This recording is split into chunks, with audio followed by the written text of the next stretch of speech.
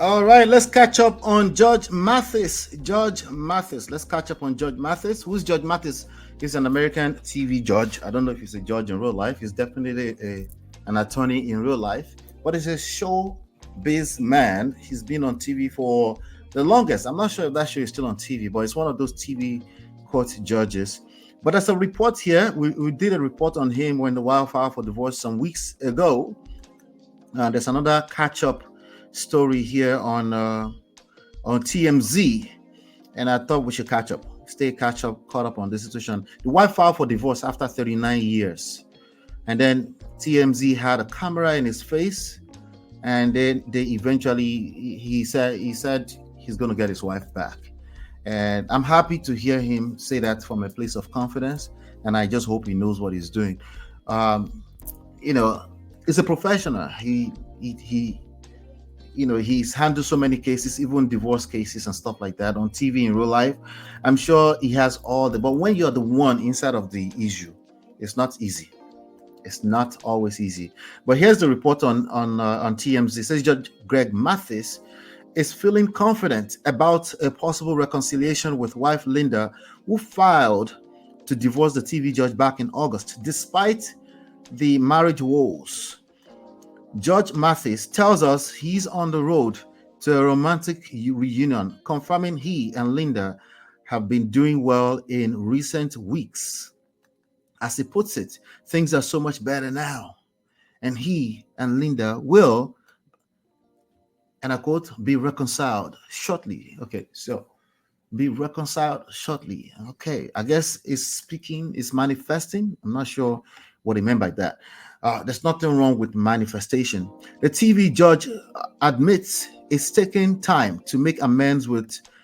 Hold on one second. Let me see here. It's taking time to make amends with Linda, sharing he's made a point to stay home to be with her after previously not making her a priority in life. I can hear some people right now. Some people are like, he's simping for his wife. Let her go. Don't beg her back. Yeah. Please tell us the rest of your personal story if you're saying that. But anyway, this is a marriage of 39 years. He has grown kids, has a whole life. That's all he knows. Mentally, psychologically speaking, what you said, if you're saying he should let her go, doesn't make any sense. It's not going to be that simple, at least. He continues, it'll take a few more months for me to stay home. I haven't left home since the time I got in trouble with her. I put off all my speaking engagements around the country, so I'm home. Judge Mathis has made significant headway since we last caught up with him in August. At the time, Judge Mathis vowed to win back Linda after she filed for divorce following 39 years of marriage. The judge was understandably saddened by his separation, noting it was a cautionary tale for other men who may be neglecting their wives. All right, so we need to catch up to speed with this neglecting because neglect is huge, right?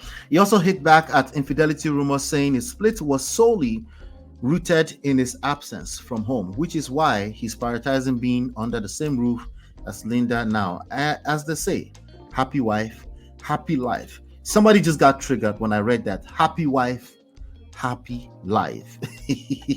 Wala, wala. Let me see what's going on. Sunshine, hello Sunshine, welcome. Charles said man is right. Which man is right? That man is wrong. Anybody who thinks that man that I played earlier is right, that person is wrong. And day two is only a matter of time. I'll go day here. You go collect. Sorry, yo. Yeah. If you interpret that man as right, God bless you. But anyway, let's get back into Judge Mathis. Chidima is here. Chinye is here. Welcome, Chinye. And Jum Jum is here, of course. Welcome, Jum Jum. All right. So now, neglect, two things. Neglect and then the infidelity thing, as you can see, we're going to speak more and less about the infidelity thing. I don't think it's going to matter, if anything. Why? Because the same thing I say about people's career. If people, like, for example, people have one unless you have a lifetime like PDD type of situation, you have a lifetime of issues, then that can catch up and that can destroy you, of course. But if it's just a situation, which is not just, by the way, if it's a situation between him and his wife, I think when he first acknowledged, like, I haven't been there, the acknowledgement goes a long way. Okay. The fact that he was able to just acknowledge and say, you know what, I haven't been there as I should, it goes a long way. How does that go a long way? Well, let's do a quick comparison. Men, especially coconut heads, they struggle with acknowledging that this is how I feel, another person feels a little bit differently. Just saying, I understand other people feel differently. The only time when they are okay is when they're in the middle of arguments. Say, let me speak my own tone.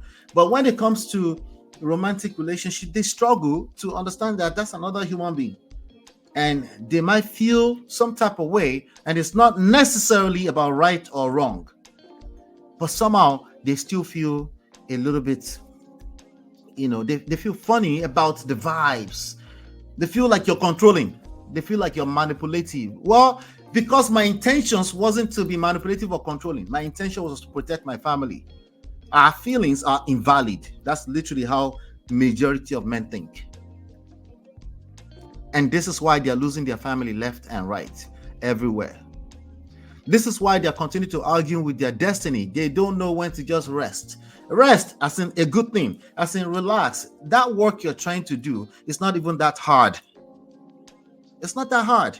But you're making it hard for yourself because you rather be right than be happy. Like, never even mind the happy wife, happy life thing. Because somebody is going to get triggered every time they see a line that says happy wife, happy life.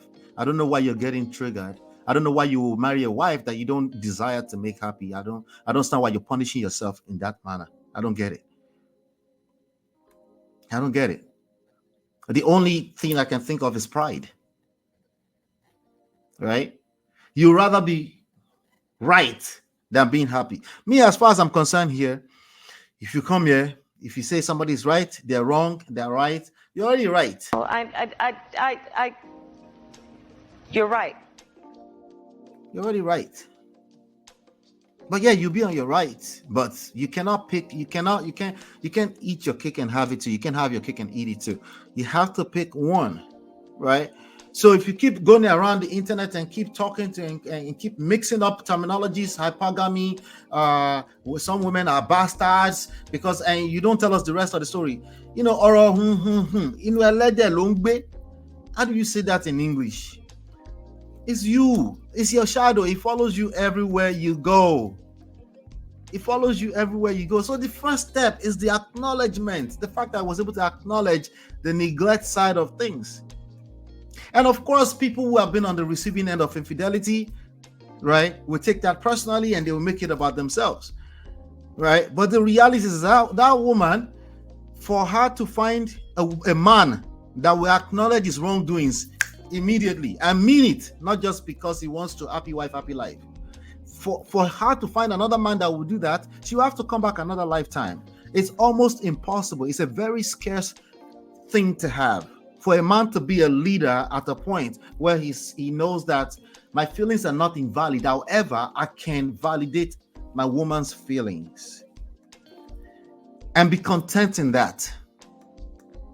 It takes a lot.